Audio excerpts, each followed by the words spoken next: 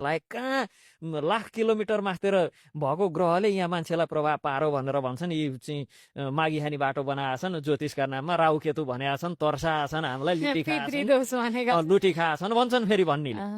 यी भन्नेहरूलाई चाहिँ मलाई बडो अचम्म चाहिँ के लाग्छ भने पृथ्वीमा 70% पानी छ।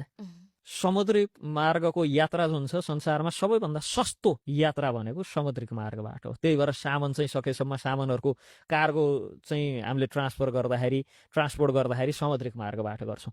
अब त्यो बाटोमा के हुन्छ भने त्यो सामुद्रिक मार्गमा सकेसम्म औँसी र पूर्णेलाई छल्ने प्रचलन हुन्छ, छलेर चलाउनु। किनभने समुद्रको प्रभावले त्यहाँ ज्वारभाटहरू आउँछ हैन, र त्यसले चाहिँ डिस्टर्बेन्स जुन हाम्रो यात्रालाई चाहिँ डिस्टर्ब गर्छ। त्यसकारण औँसी पूर्णेलाई छल्ने सिस्टम छ। हाम्रो शरीरको पनि एनाटोमी र यो विश्वको ब्रह्माण्डको एनाटोमी, ह्युमन एनाटोमी र ब्रह्माण्डको एनाटोमी त युनिभर्सको एनाटोमी त उस्तै छ नि त। हाम्रो शरीर पनि 70% पानी हो भनेपछि समुद्रमा भएको 70% पानीमा चन्द्रमाले असर गर्छ, प्रभाव पार्छ।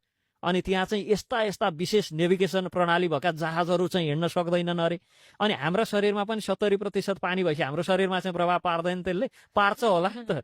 त्यही भएर त औँसीमा जन्मेका, पूर्णेमा जन्मेका, एकादशी, द्वादशी, त्रयोदशी भन्दै भन्छन्। भनेपछि प्रभाव पर्छ। हरेक यो पुरा ब्रह्माण्ड र हाम्रो शरीरको एनाटोमी पनि एउटै छ र इन्टरकनेक्टेड छ हैन। त्यसकारण प्रभाव पर्छ।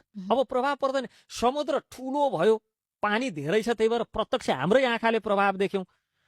तर प्रतिशतमा भन्यो भने त शरीरमा भएको पानीको प्रतिशत र समुद्रमा भएको पानीको प्रतिशत त उति नै हो नि। प्रभाव त त्यति नै पर्छ नि त शरीरमा पनि। तर छ के भने जति प्रतिशत भयो नि ज्यादा भयो, त्यो 10 लिटर होला होइन, देखिन्न, हाम्रा प्रत्यक्ष आँखाले देख्दैनौँ। तर त्यसको एउटा अध्ययन विधि छ, त्यो विधिबाट हामीले अध्ययन गर्ने हो भने परेको प्रभाव त देख्छौँ नि त हामीले हैन। भनेपछि अब के छ भने हामीले जुन वर्ण मिलाउनु पर्छ, अष्टकोणमा जुन 8वटा पक्षहरू हुन्छन्, वर्ण, वश्य, तारा, योनि, ग्रह, गण भन्दै जुन 8वटा हुन्छन्, त्यो सबैको आफ्नो आफ्नो महत्त्व छ र मान्यता छ। त्यसले